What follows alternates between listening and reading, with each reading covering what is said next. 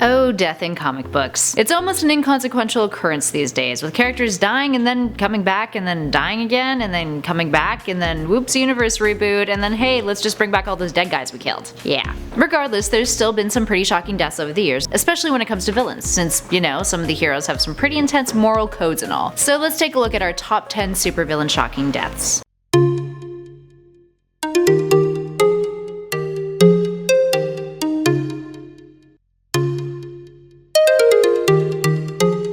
Number 10 is the Penguin in 1992's Batman Returns. So this one makes the list since it's pretty brutal and one of the earlier cinematic deaths of a main rogue, at least in the Batman canon. The Penguin, aka Oswald Cobblepot, fights Michael Keaton's Batman in this film, facing off in the Penguin's sewer lair. In the process, Cobblepot falls through the ceiling of his lair, fatally injuring himself and falling into toxic water. He rises out of the water, tries to kill bats with his umbrella, but just can't muster it, and collapses, dead. And it's a tad gross, outfit and gushing facial stuff and all. And then all of his Penguin buddies come out, funeral procession style, and drag Oswald's corpse into the water. Mildly heartfelt, but still kinda gross. And number 9 is Prometheus. Dude had ambition. Taking over the world takes a whole lot of gusto. He sets up a bunch of devices in the home cities of heroes from the Justice League of America in order to destroy them. But when he's captured by Donna Troy and tortured, he reveals the locations of the devices on condition that he be released. Upon returning to his lair, Green Arrow appears and murders him by shooting an arrow through his head. I mean, to be fair, he was really evil, but still, murder. And number 8 is Mossad. From Forever Reveal's story arc from 2013 to 2014, this one was featured in issue number 7. So when the crime syndicate of Earth 3, aka the Evil Justice League, comes to take over Earth 0, they recruit a bunch of villains, although many of them resist, including Lex Luthor. This leads to a battle between Lex and his Earth 3 self, Alexander Luthor, aka Mossad, which is Shazam, spelled backwards. Alexander is about to kill Lex when Lex realizes that their voices sound the same, so he calls out Mossad, which works the same way that Shazam's name cry did. Alexander's powers are taken away from him, and Lex stabs him in the chest while covering up his mouth so he can't scream Mossad to defend himself. Pretty brutal. And at number 7 is Dr. Octopus. If you're familiar with the Superior Spider-Man series, the 31-issue run features Otto Octavius, aka Dr. Oct, switching bodies with Peter Parker, since he's dying. Must be all that brain damage from being punched in the head constantly by someone with super strength. When the Green Goblin threatens to take out everything he loves, Otto gives in and lets Peter have control over his body once more, wiping his mind so that Peter's would restore into his original body. This was revealed in the Dying Wish story arc that occurred in Amazing Spider-Man issue 700, but many feared that in the process Marvel was actually killing off Peter Parker instead.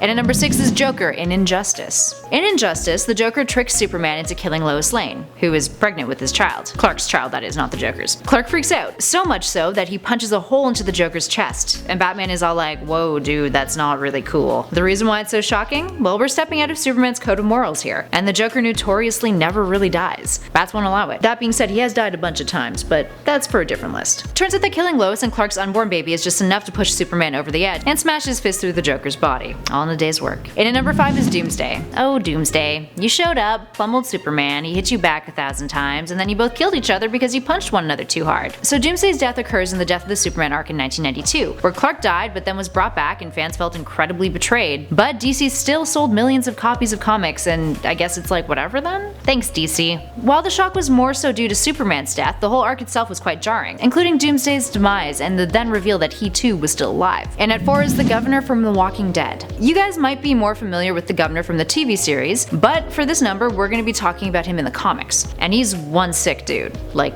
bad sick. After Rick, Michonne, and Glenn are all captured and being held at Woodbury, he does some pretty disgusting stuff, including torturing and raping Michonne and having Glenn listen to it in the next room, and cutting off Rick's hand. Once Michonne gets away, she hides in his apartment and they get into a scuffle where Michonne knocks him out, strips him naked, ties him up, and tortures him. Oh, sweet revenge. This torture includes drilling through his shoulder blades, nailing his penis to the floor, gouging out his eye, cutting off his right arm, and pulling out his fingernails. Oh, and sticking a spoon up his butt. After the trio escape Woodbury, the Governor attacks the prison with his army and shows up in a tank, only to then be killed by one of his own when he kills Lori and her baby Judith. Yep.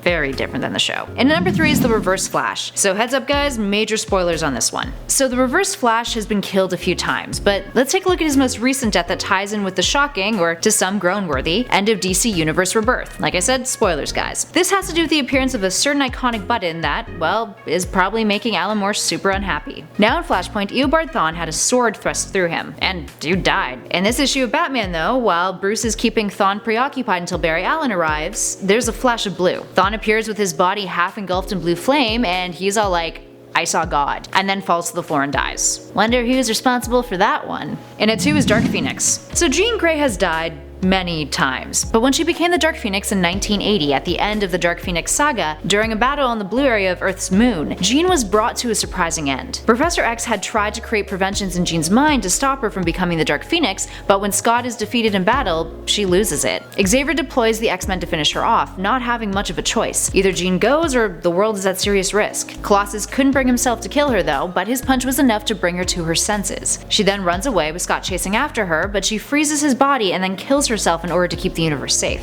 And while it's different, the cinematic version of this was just as shocking and almost as painful watching Logan claw her up as she destroyed him over and over again. And finally at number 1 is the Joker from The Dark Knight Returns. Batman doesn't kill.